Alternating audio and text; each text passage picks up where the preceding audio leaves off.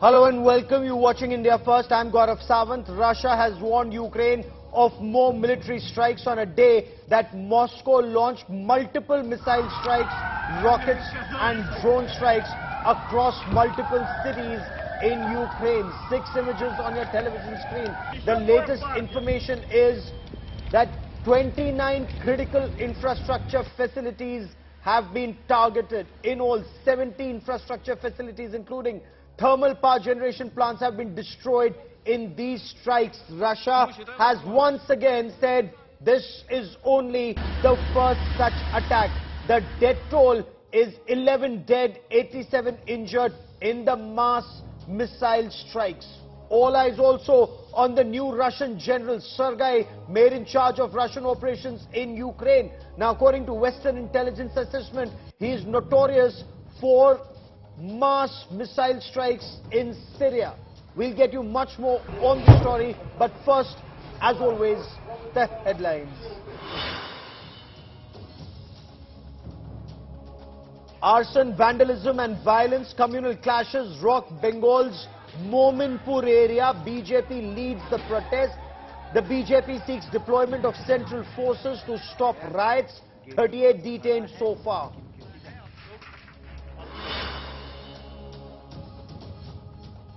War of the Senas, Eknath Shinde faction to be called Bala Saheb Chi Shiv Sena. Uddhav Thackeray's party is to be called Shiv Sena Uddhav Bala Saheb Thackeray and gets the Mashal symbol.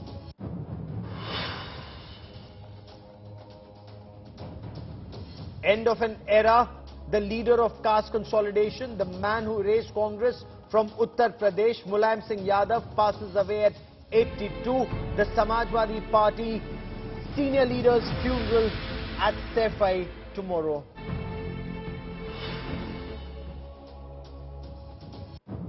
Ahead of elections, political temperatures soar in Gujarat. Prime Minister on the campaign trail says urban Naxals will no longer succeed in destroying the state. Refers to Arvind Kejriwal indirectly. Within 48 hours of the targeting of the Kerch Bridge connecting Crimea, Russian missiles, rockets and drones rained hellfire on multiple cities across Ukraine early this morning. Russia targeted the capital of Ukraine, Kyiv, including buildings not far from Ukraine's President Zelensky's office. The missiles were also aimed at critical infrastructure facilities, including thermal power plants, and now parts of Ukraine are without power. Russia has warned Ukraine of more such attacks as Kyiv sought to highlight Russian missiles targeting even civilian areas.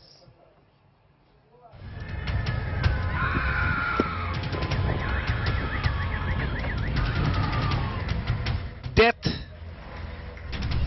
mayhem, panic and chaos. Putin's fury scorching Ukraine again, 229 days into the invasion. Russian missile strikes pummeling Ukraine and its capital Kyiv at the forefront of this fresh escalation. Russia fired 83 missiles. 43 of them were disabled and destroyed by air defense forces of Ukraine. But 43 striked a lot of different cities of Ukraine. Тому що я щойно побачила, як летить ракета, і я почула це. This amateur video of a civilian captures the blasts in Kyiv with all its devastating effect. A playground for children, residential buildings, bridges and highways in the heart of the Ukrainian capital, all turned to dust by this renewed Russian onslaught. Coming just days after a big attack on a Russian-controlled bridge in Crimea. Civilians were seen taking shelter in underground metro and railway stations. Ukraine's president and commander-in-chief on the streets of war-battered Kyiv in war fatigues, hitting out at these attacks, calling them an act of terrorism by Putin's forces. The morning is difficult. We are dealing with terrorists, dozens of missiles, Iranian shaheeds. They have two targets, energy facilities throughout the country, Kyiv region and Khmelnytsky region. They want to destroy our energy system. They are hopeless. The second target is people. Such a time and such targets were specially chosen to cause as much damage as possible. Stay in shelters today. Always follow the safety rules. And always remember, Ukraine was before this enemy appeared. Ukraine will be after them.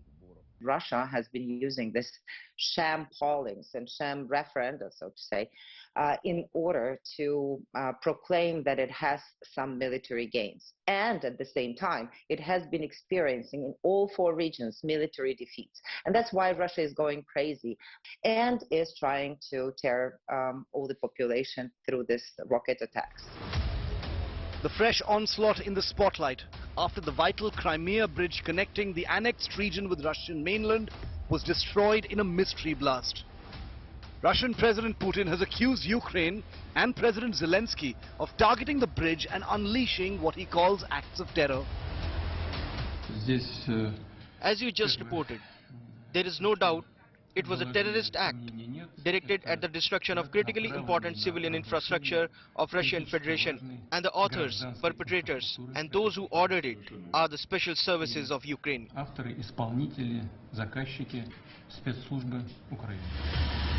The attacks make one thing clear. 229 days later, the war and reign of devastation has still not ended for Ukraine. With Sehri Marenkov in Kyiv, Ukraine, Bureau Report, India Today. Western intelligence analysts call him General Ruthless. He was awarded Hero of Russia medal for his operations in Syria.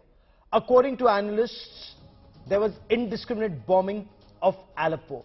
General Sergei Surovkin was the head of Strategic Aerospace Command, and he's seen operations both in Chechnya and Syria. The systematic targeting of strategic infrastructure in Ukraine, including power plants, have his fingerprints all over the plan. He's now the man in charge of all Russian operations in Ukraine. Russian President Vladimir Putin has appointed General Sergei Surovikin as the overall commander of the Russian operations in Ukraine. General Sergei is a veteran of multiple air and land operations and has resorted to controversial tactics, including ordering the opening of fire on unarmed pro-democracy protesters in Russia in 1991. The armed forces of the Russian Federation continue its special military operation. The Russian Defense Minister has appointed the Army General as commander of the combined group of troops in the area of the special military operation. He is a veteran of the Syria operations and was the general officer commanding Russian operations in Syria. He is the officer credited with ordering indiscriminate firing on anti-government forces in Syria. He was awarded the Hero of Russia medal for Syrian operations. He was appointed around the time that the Kerch bridge was targeted. Russian President Putin has blamed Ukrainian special forces for being involved in what Russia has described as the terror act of the destruction of the bridge. General Sergei headed the Russian aerospace forces and was also the head of the southern military region before his elevation as the Russian general in charge of Ukraine operations.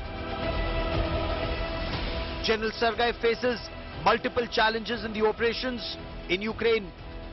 Russia has not been able to achieve its aim of either a regime change in Ukraine or demilitarizing what Moscow has called the Nazi regime. Russian army has also not been able to solve its logistics problem in getting weapons and resources to frontline troops. Though Russia has captured 15% of Ukraine in the past 8 months, it has been facing counterattacks, and Ukraine did succeed in sinking the Russian flagship during these operations in the past 8 months.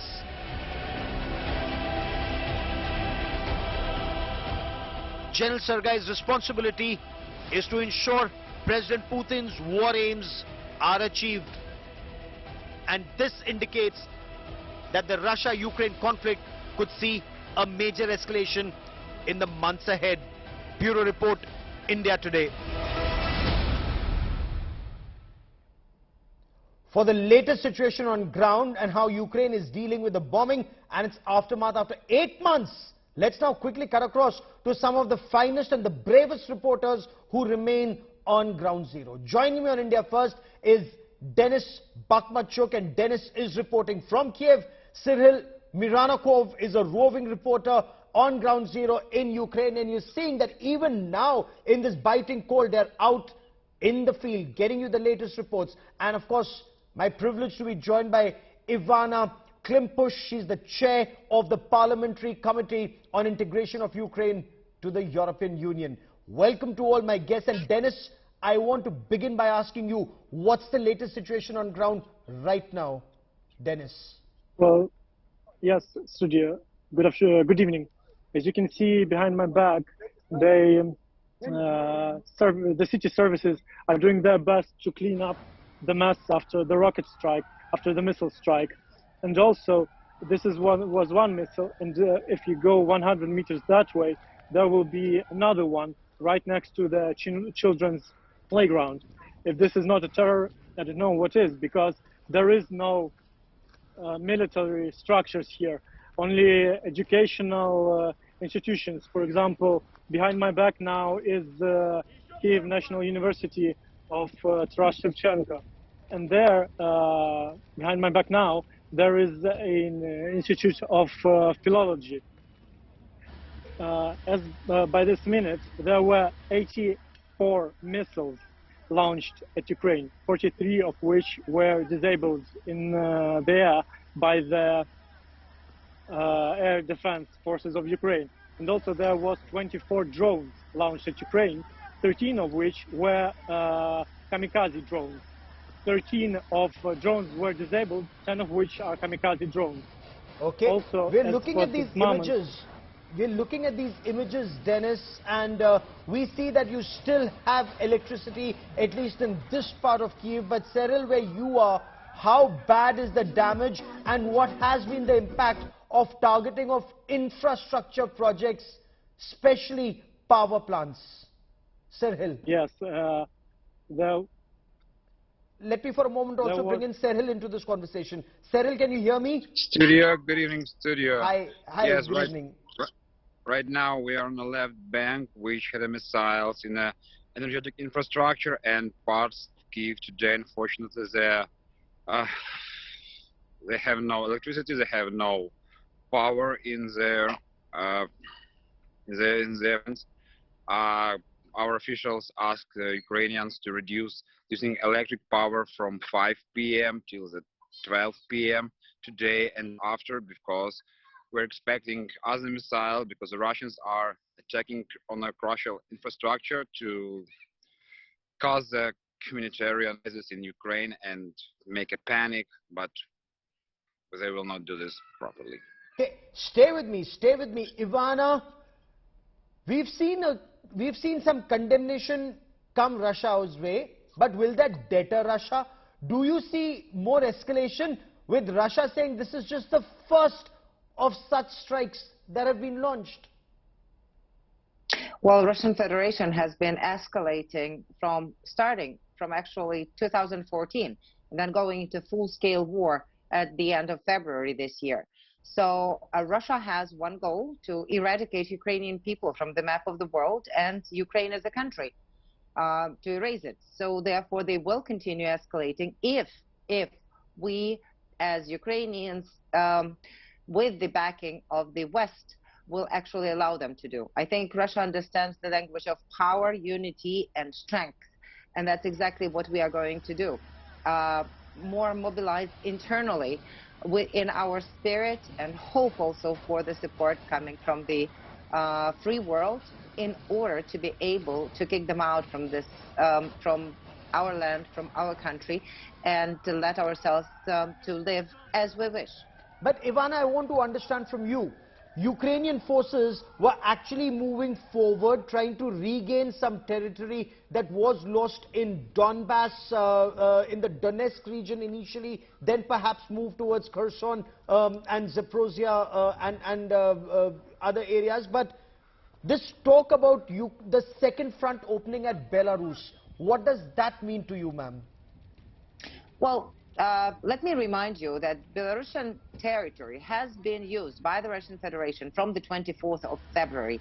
From there, the rockets have been launched against Ukraine. From there, there were Russian troops coming into Chernihiv and Kyiv regions at the beginning of this full-scale invasion.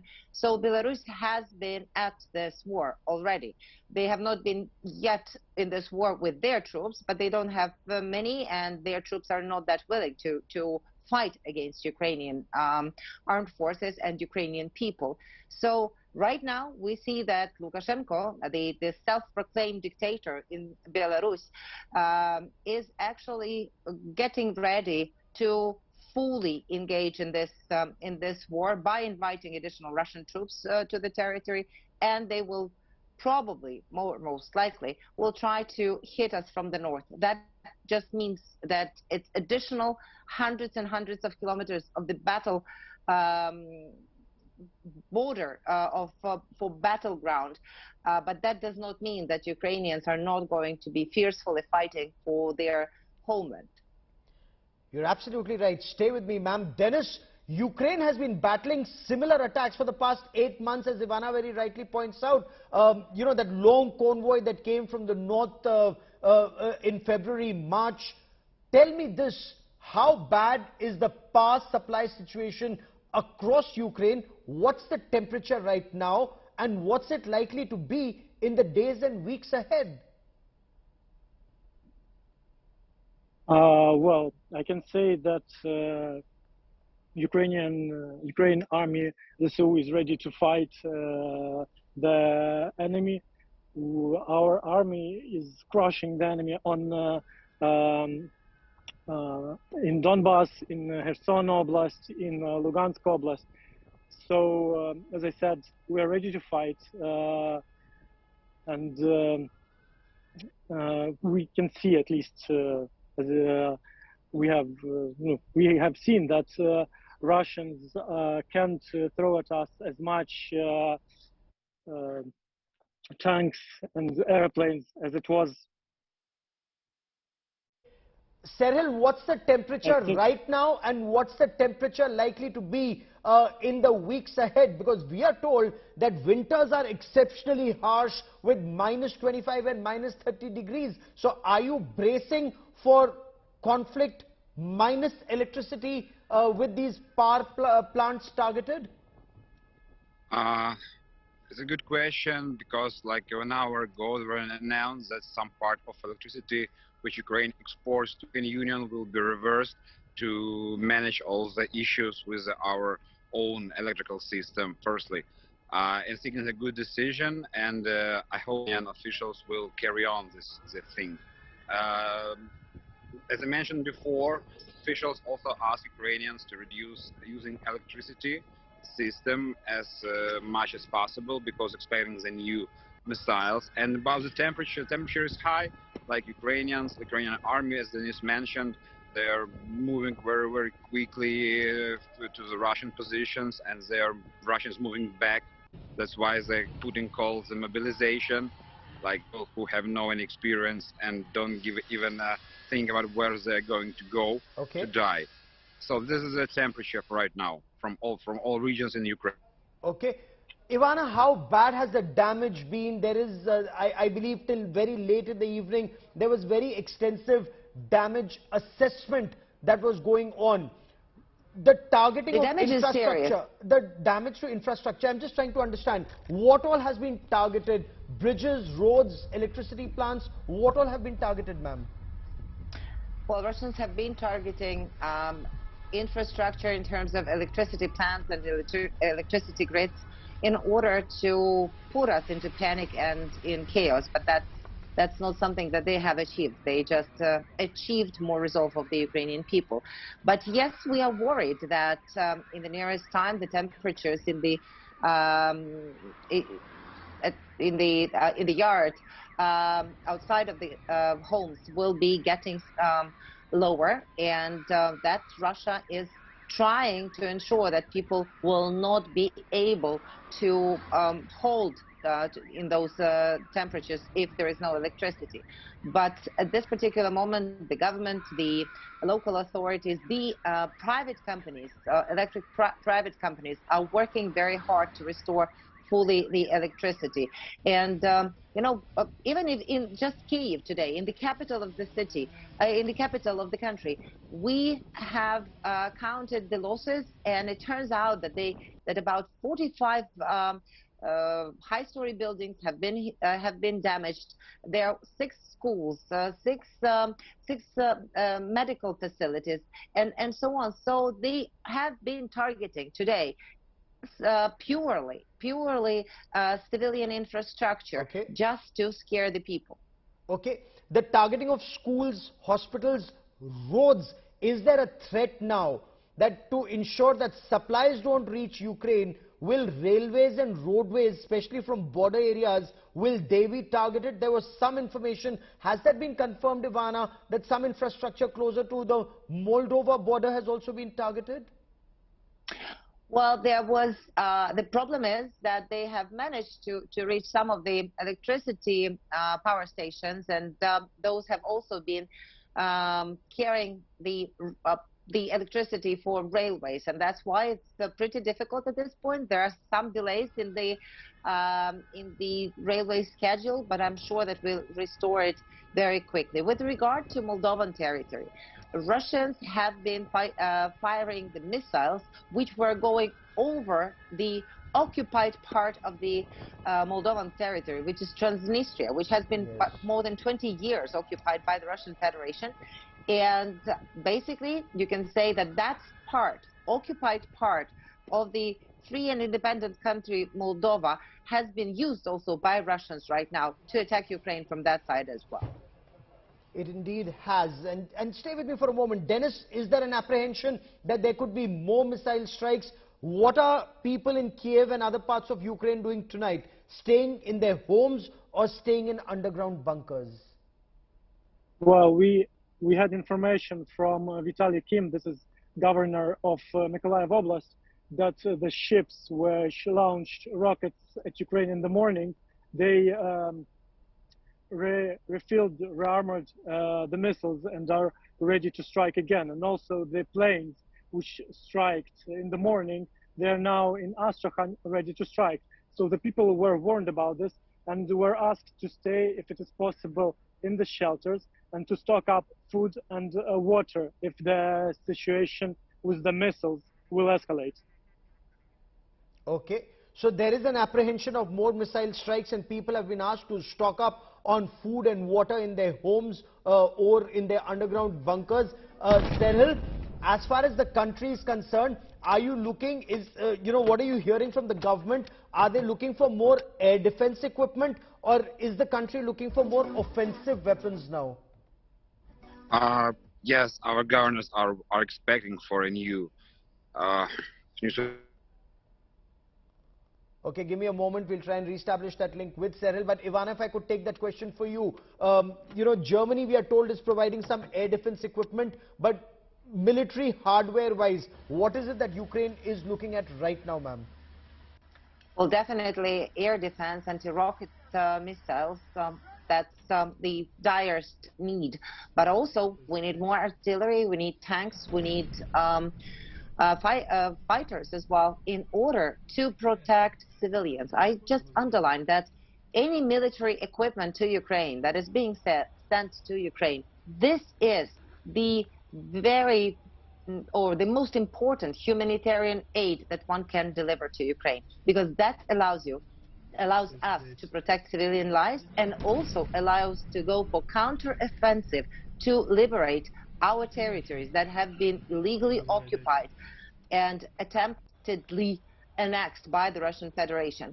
So therefore, all types of weaponry with munitions, with protective gear, all of this is still in a very serious need here in order to hold this brutal attack that Russia has been waging against Ukraine. There is a new general on the Russian side made in charge of all operations when it comes to Ukraine. If you look at his past, is that an indication that this war is entering a very critical and perhaps an even bloodier phase? We will be tracking that story very, very closely. But to all my guests from Ukraine for joining me here, many thanks. Stay safe. We will continue to track the story very closely.